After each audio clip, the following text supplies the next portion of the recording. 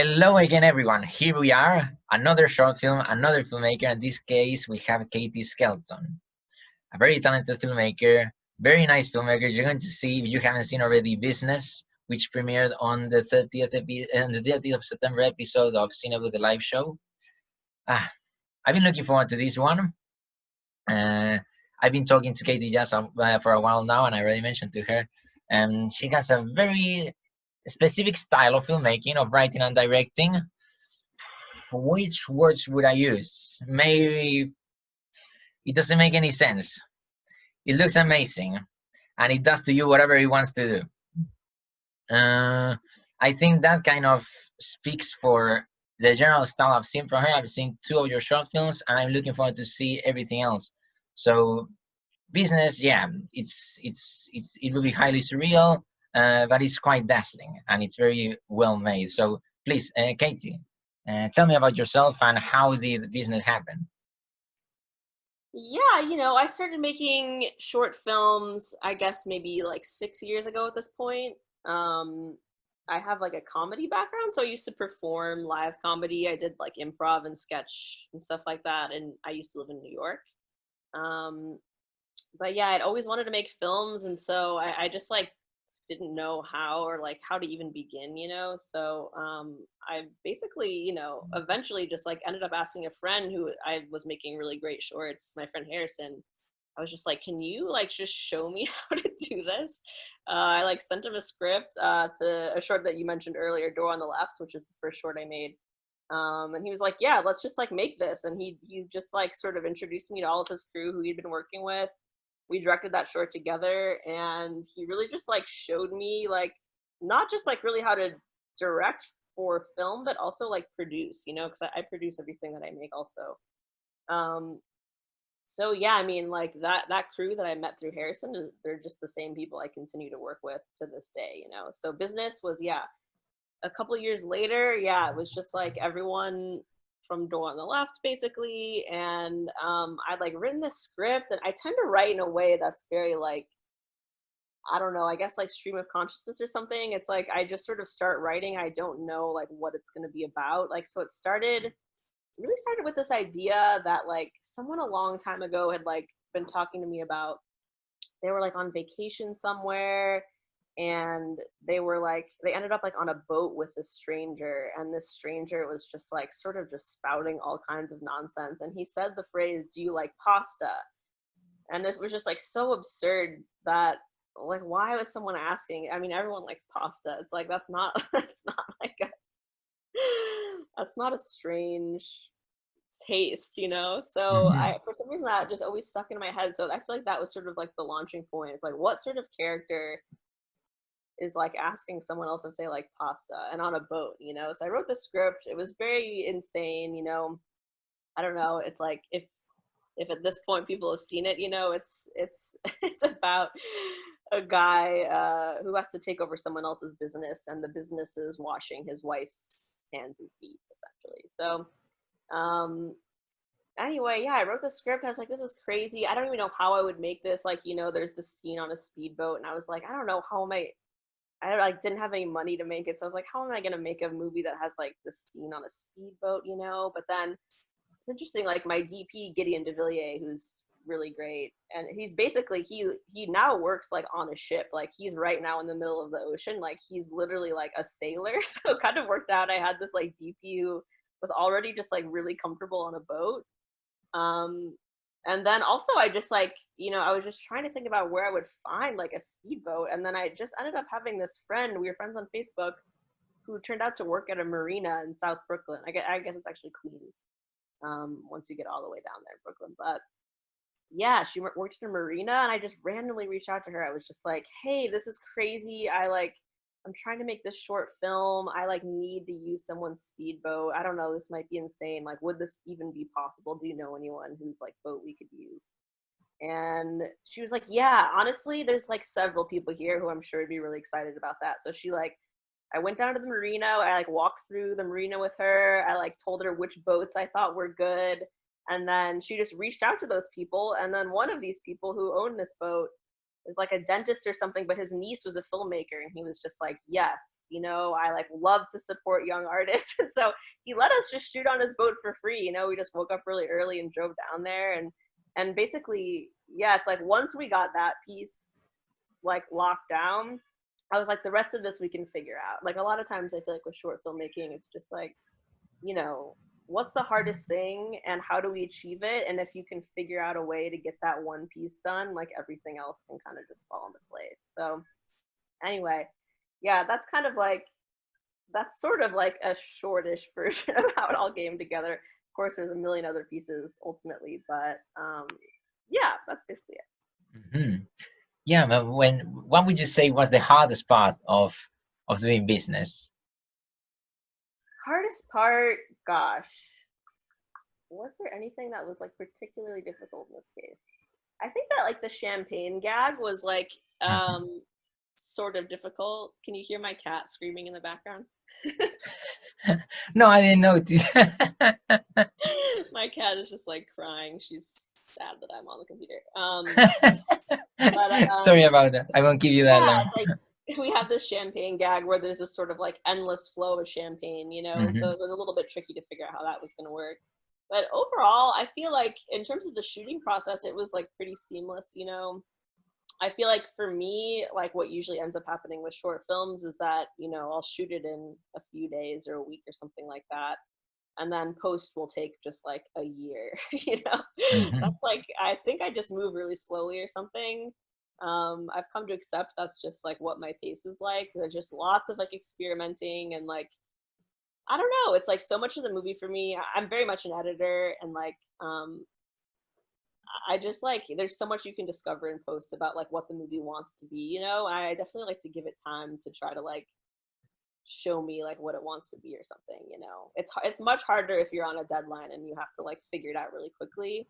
Probably good practice to have to do that, but I like it when I can just be like, you know what, I'm just working it out, like we're figuring it out. And I feel like, Hmm.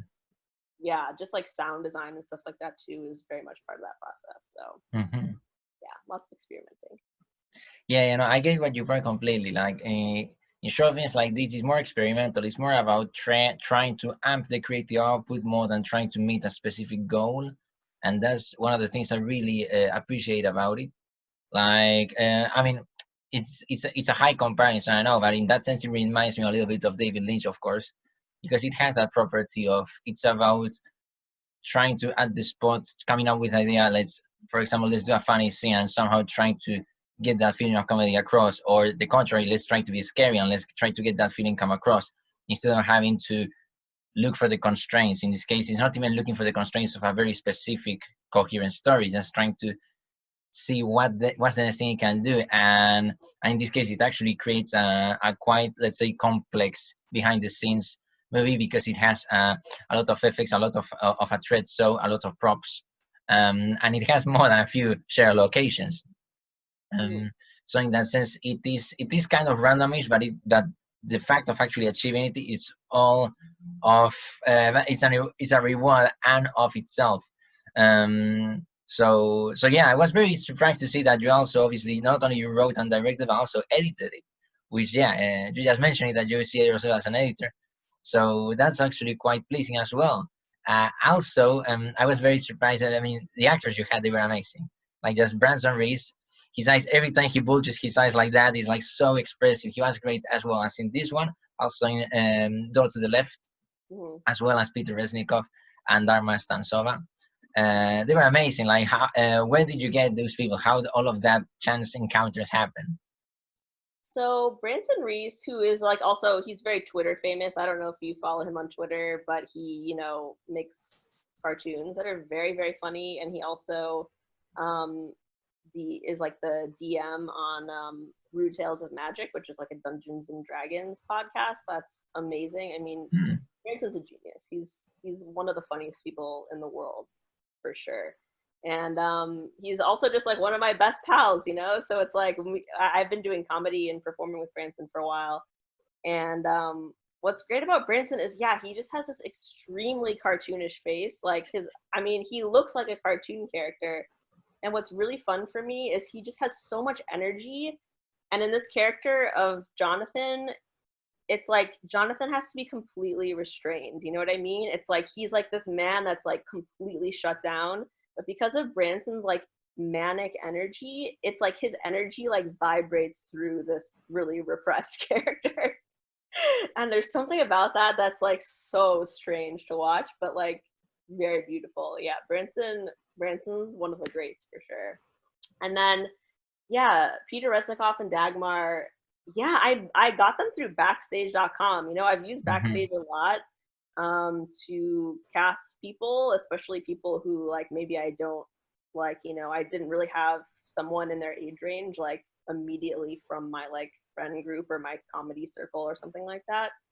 So yeah, I like honestly I spend hours on Backstage.com just like going through people's reels and like I remember because when I was acting, I was like, I put my like stuff up on Backstage, and I was like, no one's ever gonna look at this, but it's so interesting. I really do use it as like a way to just like, you know, just look through a bunch of actor stuff like quickly, you know. So yeah, Peter. I mean, that guy's wild. You know, he's so wild. I mean, he's so perfect for that character. When I met him, I was just like, you are this person. This is so funny. And then Dagmar, I love Dagmar. Oh my gosh, she's also amazing. Like, uh, just they're both so funny. Yeah, I mean, I definitely really want to work with them again. They're so good. And then Matt Denny, who plays the waiter, who I Yeah. think is also just a very important character. He's pulling off like the sort of like first gag, first real gag of the movie. But yeah, he's a comedian in New York, and he's also just like he plays this like perfect smarmy waiter, and he like really keeps that like moment really grounded. You know, he's like really showing off like his skills when he's like pouring that champagne. So Hmm. um yeah, I felt really lucky with the cast. They're incredible. You always seem to get good actors. Mm, let's see. So now I'm quite curious. So do you see yourself as a let's say a full-fledged filmmaker? Do you have an interest on different genres or stuff like that, or do you see yourself more involved with comedy specifically? You know, it's like everything I write tends to be comedic in some capacity. I think that there's sort of levels of like how goofy it is. Like I've made stuff that's just like that feels extremely goofy. Like I made a couple things for Adult Swim, for example. Like those things to me feel very, very goofy. Like they're kind of like I don't know. There's sort of like a silliness to them or something. But I've also written like a fair amount of stuff that feels like darker. I feel like I tend to these days be writing stuff that feels kind of honestly sort of like living a bit more like in the horror space, but like with Hmm. comedic elements. Um, I've been watching a lot of like Brian De Palma during quarantine. I feel like that's very much feeling like such a beautiful zone to be in. Where it's like oh, it's like also juicy, like like the horror or like thriller elements will be like really feel really real, you know what I mean? Or feel like there's like really like real tension. Yeah. But then like comedic elements that are just like so insane. Um Hmm. Like, What's your favorite Brian De Palma at the moment? oh gosh, I mean, it's tough to say. I really like I watched Body Double recently. That one was insane. I love Blowout. Blowout's amazing. Phantom of the Paradise. That's my favorite one. Sisters is so funny the way that it starts off with the misdirect of like the peeping tom show is so funny. Yeah, I don't know. He's amazing. I definitely have to like continue just to like watch everything he's ever made. Hmm. So yeah, I mean, I think comedy has that property, or at least it's very easy actually to jump sometimes from comedy to a very dark place, or at least when you look at it, when you have a certain kind of taste, a certain way to look at it, it's very easy because it has that feeling of things getting. Comedy has that element of things going wrong, and so from that point, it's very fascinating to see all of the different ways you can actually twist it in a way that you start wondering if it's still funny or not, but it's still enrapturing. You still want to keep watching. And for example, business just falls very slightly. It starts leaning onto that place. It starts entering that zone, and that's one of the things that make it so mesmerizing. And recently, you haven't stopped at all with filmmaking. So you very recently you have done on 2019, you've done Pots and Tots, and more recently, even this very same year on May 2020, you released Lusty Crest. So tell me more about these ones. I had no idea. Yeah, so Pots and Tots is a movie that we did a Kickstarter for and shot. That one we actually shot kind of like over the course of a year, basically, just like whenever people were available.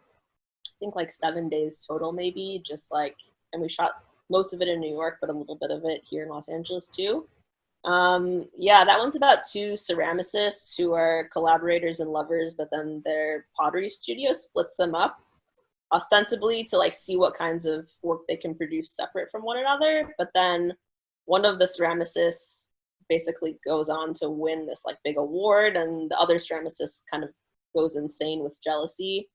But then there's just really this big question mark about whether the pottery studio really has your best interest in mind, or if there's something sort of more sinister bubbling beneath the surface. That one's great. That one's starring Ruby McAllister and Andrew Ryder. Um, they're so funny. They're they're great. That movie gets really. It's like I really like to play with genre. Basically, it's like I Mhm. love to play with like the genre of like sort of like the tropes of like that movie has like a lot of like tropes just sort of from like yeah like horror tropes almost, or like almost like it has an Odyssey sort of feel. It like really sort of like spins out way further than you think it would go. But then yeah, playing with the kind of like beats that you would see in a horror movie, but in a way that just feels like absurd. You know, it's like a pottery studio turns turns into a horror movie. I don't know. I mean, it's like, you know, I could have played it like way straighter probably, but um I don't know. I like for things to feel really insane, I guess. And then Lusty Crest is like something a pilot I made for Adult Swim that Ah, premiered at the South by Southwest that did not happen this year. So ah. yeah, it actually won an award. It won like the special, what was it called? Special jury recognition for comedy episodic, something like that. Mhm. But that takes place at a love hotel on top of a treacherous mountain. And this maid named Kasha starts working there, and she's trying to run away from this really sordid romantic past of hers. But then discovers when she gets there that the hotel is perched upon the portal to the Earth's sex core, where all of the Earth's sexual energies are sort of writhing around and trying to get out. So she's trying to figure out how to get to the bottom of that one. Well, fascinating. But is Lastic? Are you still pushing Lastic Crest as a show? I mean, I'd love to make it. Adult Swim ended up, I mean, they liked it too, but they ended up not being able to make it. So, I mean, I'd love to turn it into something else. I've definitely like thought a lot about turning it into a feature. It's a really fun, I mean, the cast and crew of that was like a dream. It was a very magical experience making it. Um, so yeah, I'd love to do something more with it, but at this point, not clear what that'll be. Where do you think your style comes from, and how would you describe it? Oh gosh. I mean, it's a good question. I mean, certainly, like you mentioned it before, but certainly David Lynch was like a big influence. When I was first sort of like, before I really like started writing or anything, I started like latching on to certain filmmakers and just being like, there's something in this that really calls to me.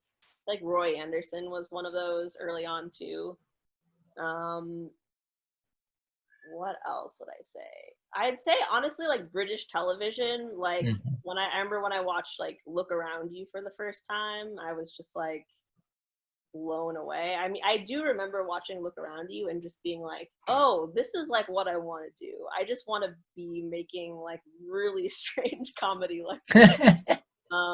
Like Peep Show also, huge influence on me. Um, yeah, and then these days, like I said, I feel like Brian De Palma is like really big for me. Paul Verhoeven, I feel like is really big for me too. When I saw Showgirls, I was just like, I can't believe I missed this. And it's like I also couldn't believe that people think it's bad. Like that actually makes me so sad.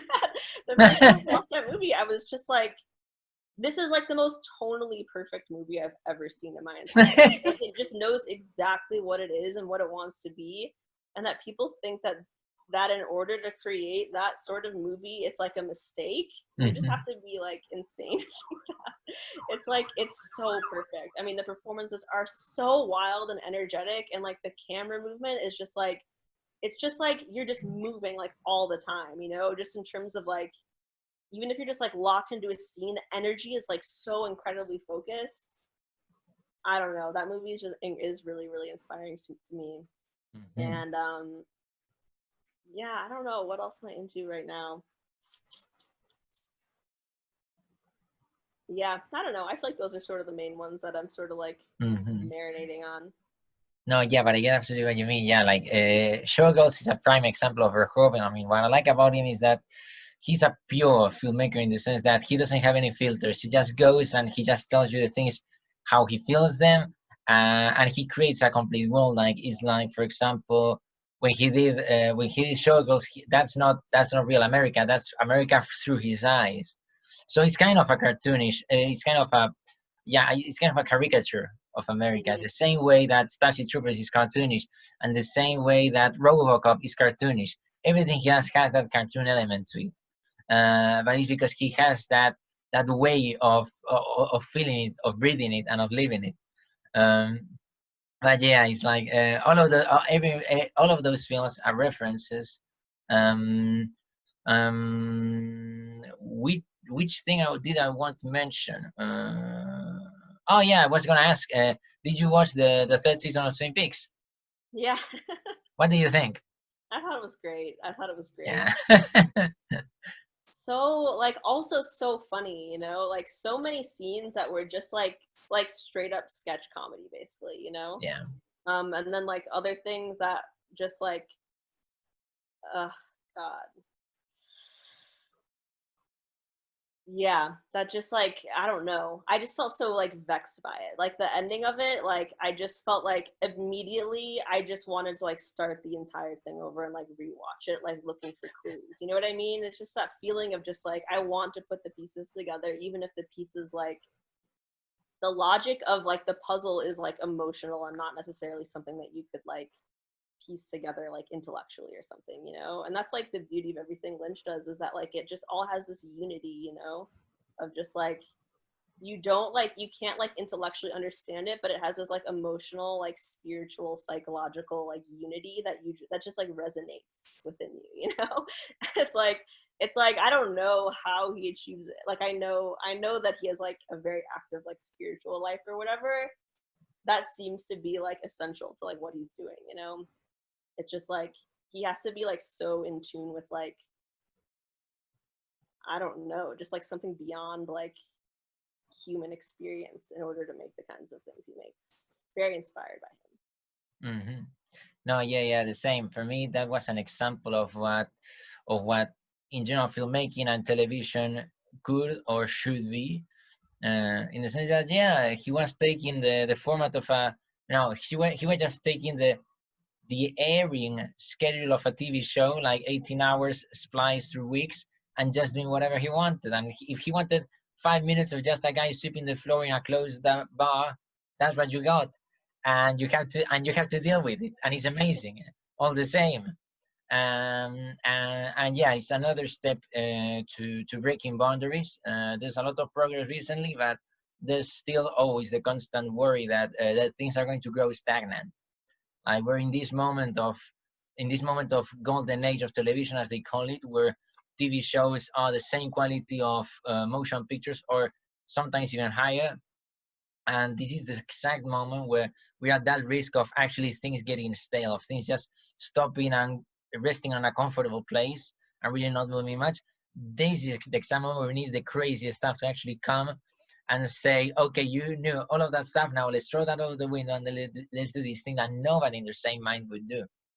Uh, uh, and yeah, and actually, yeah, British television is a very good place to draw from that. Like I remember, like 2 years ago or three, I was completely mind blown when I saw the first time the whole way through The Prisoner. I don't know if you've seen it. Mm-mm. Magnificent show that it was definitely an inspiration for David Lynch.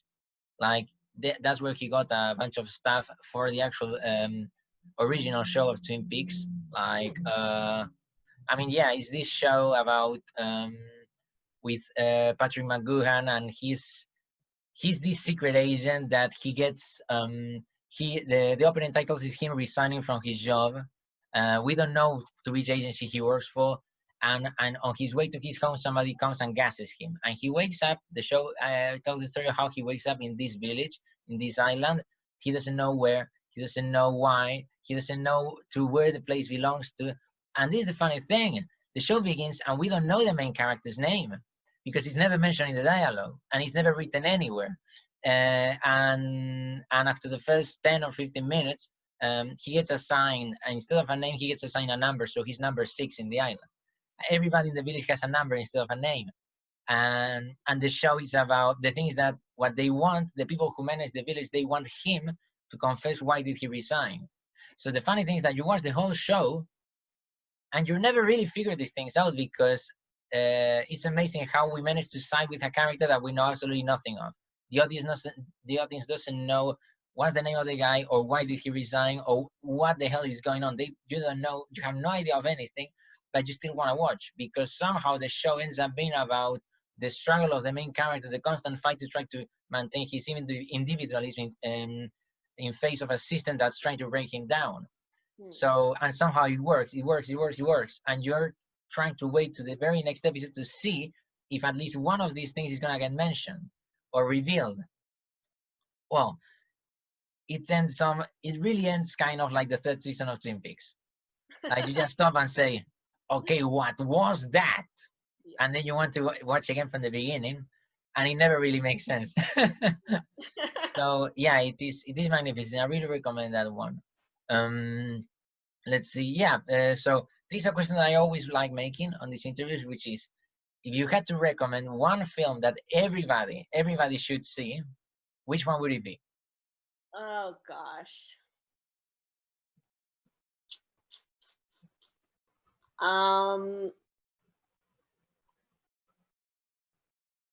It's like my instinct is telling me like I don't know which one to recommend though. I'm gonna like recommend a Stephen Chow movie.